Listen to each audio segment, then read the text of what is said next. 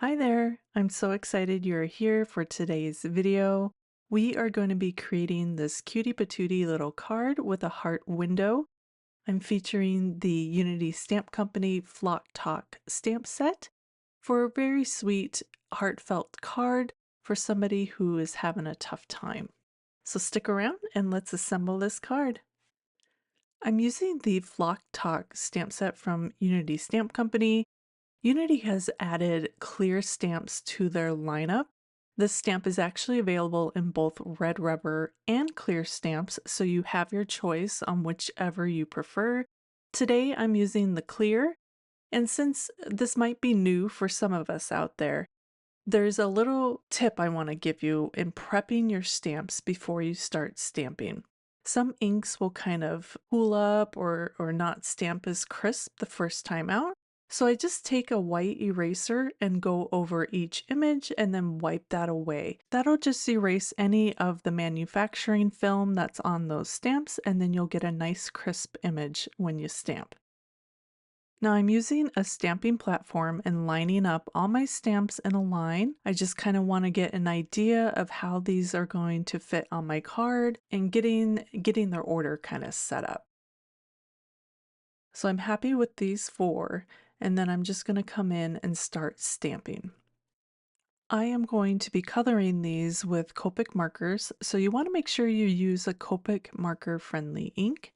My favorite is Gina K Amalgam because often I don't know if I'm going to watercolor or color with markers. So that gives me the option of either coloring medium. And then my second favorite is Memento ink. Both of those are alcohol marker friendly. And now I've just stamped all my little birdies in a row.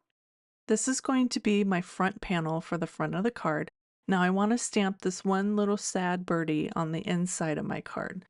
I'm going to remove that panel and replace it with my card base in the same corner, so that little birdie is going to stamp in the same place as the front of my card. And then I added that cute little worm as a fun little friend.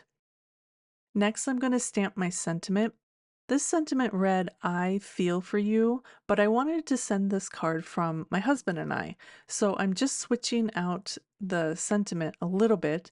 I'm masking off the "I," and then I'm stamping over that, lining up that clear stamp and using the "we" from another sentiment in the kit. So now it's going to read, "We feel for you." So it's kind of fun with clear stamps. You can really mask and switch up your sentiments.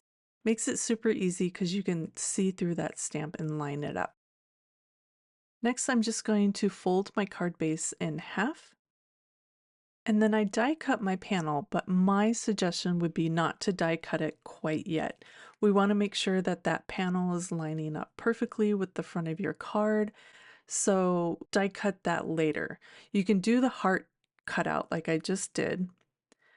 And then I'm going to line up my die cut again and then draw a little pencil line, and then I'm going to line up that little heart and die cut the front of my card.